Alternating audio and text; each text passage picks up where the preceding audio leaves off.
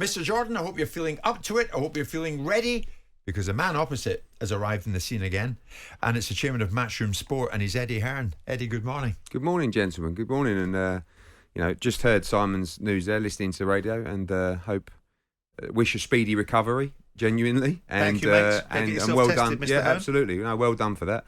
Actually, funnily enough, won't go on too much about it, but my old man is a massive he will get himself tested for everything. Really? Everything. He's one of them. Go and do this. Go and get your heart done. Go and get your liver done. Go and get, and it's right. If you have the opportunity to, can save your life. So best wishes, mate, and speedy recovery. You, mate. Good. Okay. Now. Here we go. No, Eddie, good words, and many people are agreeing with you with that, with Simon. Eddie, Robert Helenius will fight Anthony Joshua on Saturday night here in London. How did you arrive at him? Firstly, obviously, received the news. I was on the East Coast time.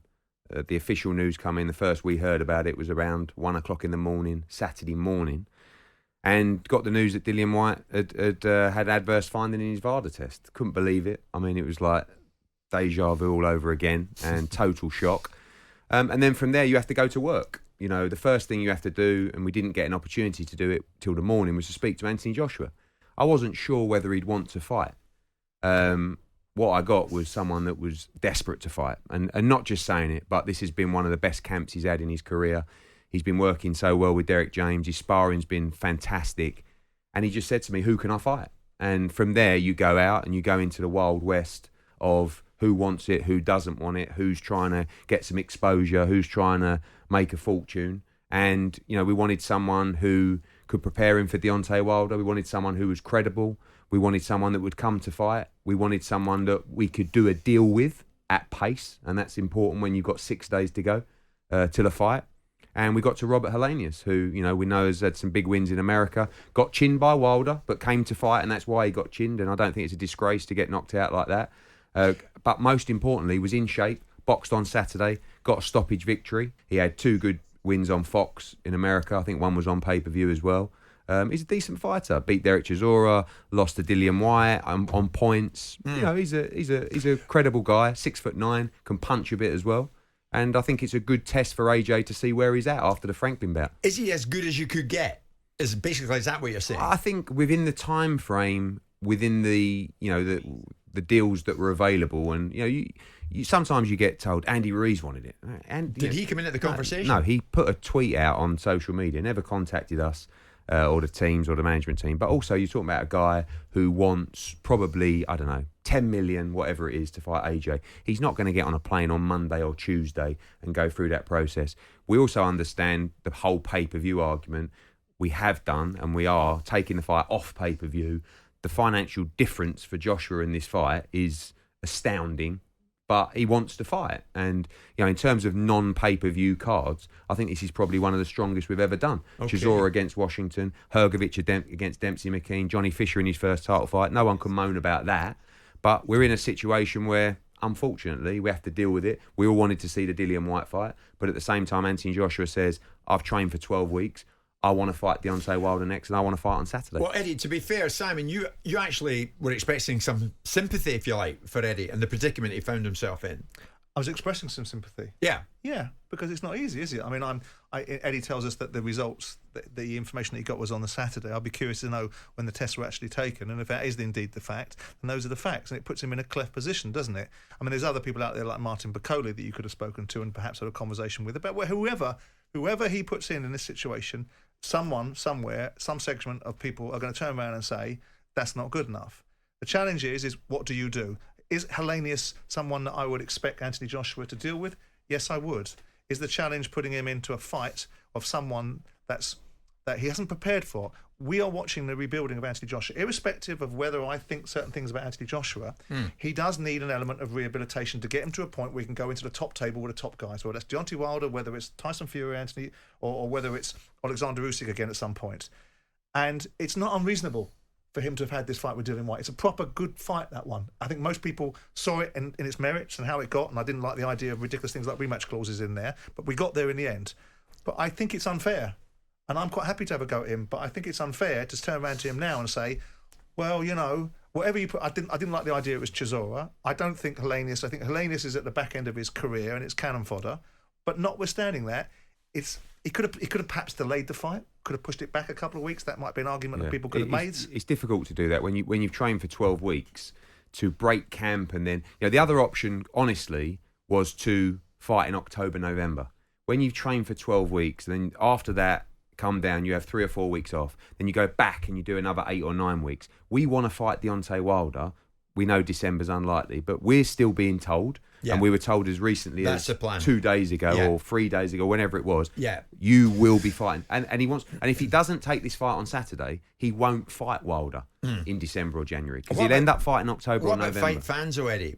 And many listening this morning, say I've got my heart set on, I bought a ticket, I want to go and see Joshua Whyte. So it's not happening. And I don't fancy Joshua Hellenius. What happens? Well, I think you haven't done your research, Jim. You get a refund.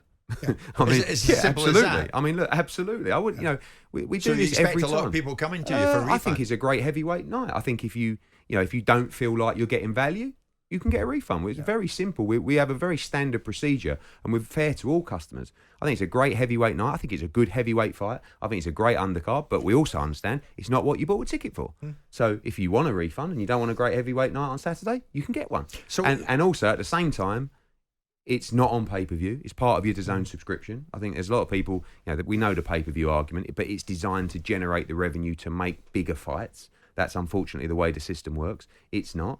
But, we can't be fairer than that. Ultimately, it's something that happened that was out of my control, out of AJ's control, and we have to deal with the circumstances. And I think in the circumstances, we've acted swiftly.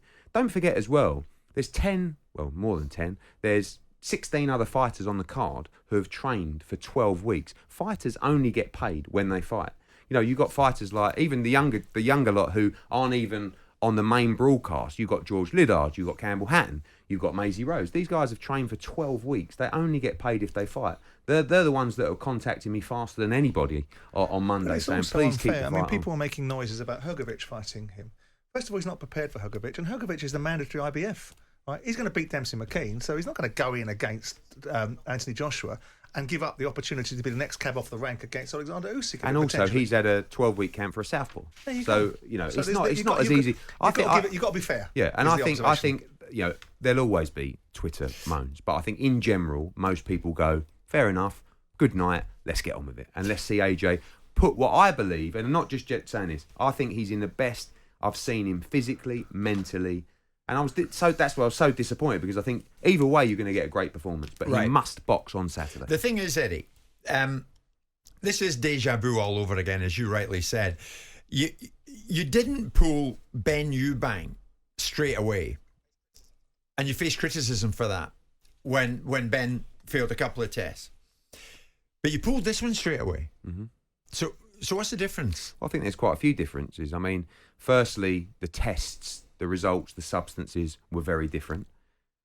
Secondly, the conversations between the teams were different. Don't forget, that was a co-promotion, the Ben Eubank fight. This was a pure Matchroom promotion.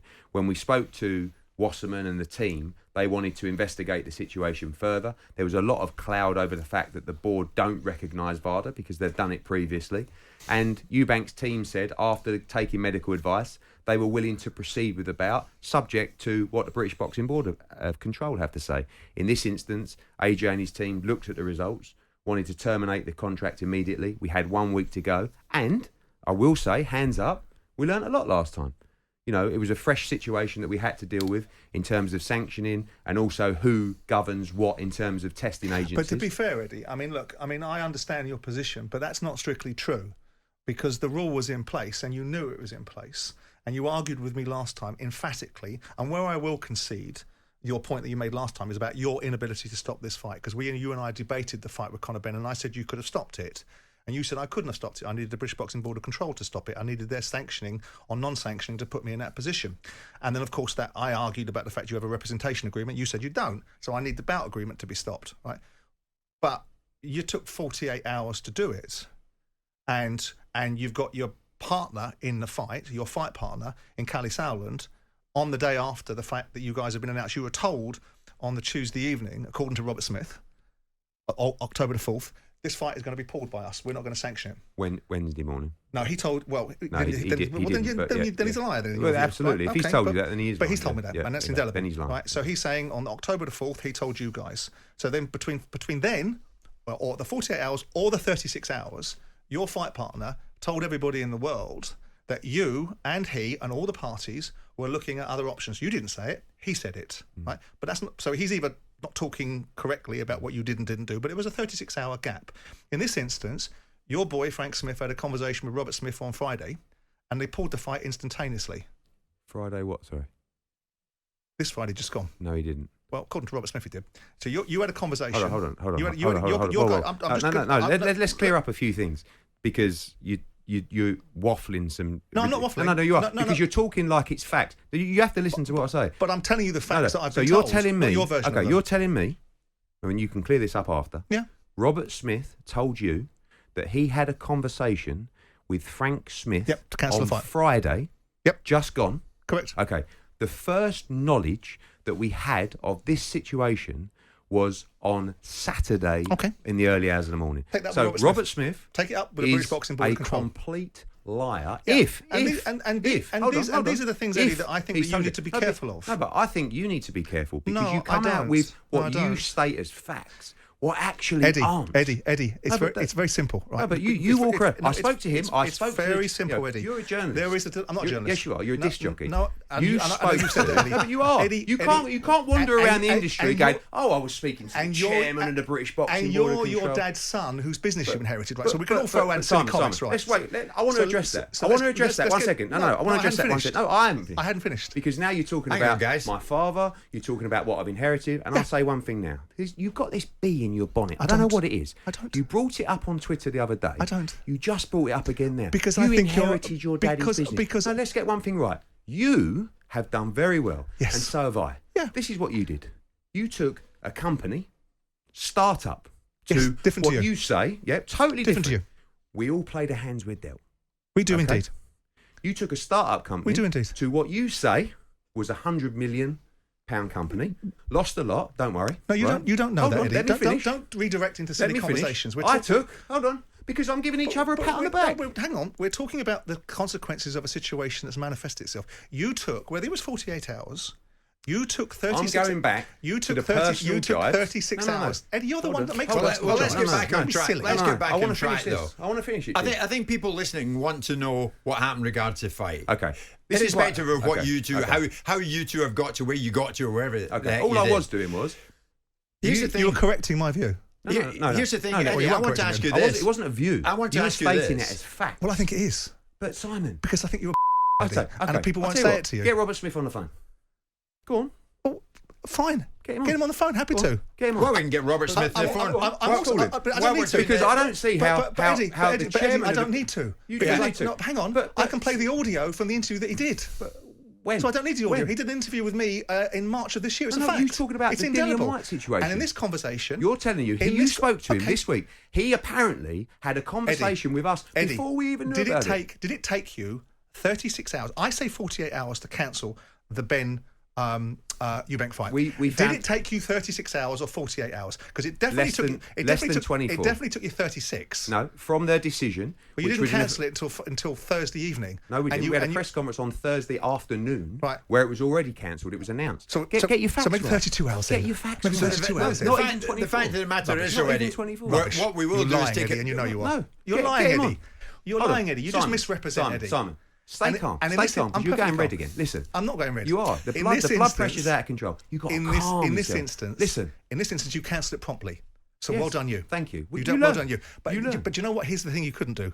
Not even you, in your most brazen snake-oil salesman guise, could get away with delaying this particular one. No, we didn't. No, we, Yes, we you learned- did. No, we Callie Sowland, who's your business no, partner. hang on, No, but it's a hang on. fact, Eddie. But Those it are all interviews started that you've so done. well as well, didn't Callie it? It all Sowland started so spoke well. on your behalf, saying that all parties sat around considering all options. Correct. So that means That was- considering all options. So when the British Boxing Board of Control, who have the authority, which you said they didn't have in the last interview that we discussed, Which we and found they out and they they subsequently found out they did. No. And as a blue chip promoter, I would have thought that you knew it. I did know it, but you didn't. But by the way, if you don't know 10 times as much as me, what the hell have you been doing all your life? Because you bloody well should do. But the point is, you sat in this. You know nothing. By, and the reality by is, the nature of what suits you. We found out but it's Wednesday not true, Eddie. morning. It's not true, Eddie, is it? Yes, it is true. And you didn't Because stop the you fight waffled. until 36 hours later. The listeners will hate Everyone me knows for this. this, but I've got to Everyone jump knows in, it's guys. I've got to jump in at this stage. Everyone knows Whose it face was. is redder than whose is, irrespective of that. We're back after this. Jim White and Simon Jordan. Monday to Friday mornings from 10 on AM, on DAB, via the TalkSPORT app and on your smart speaker. TalkSPORT.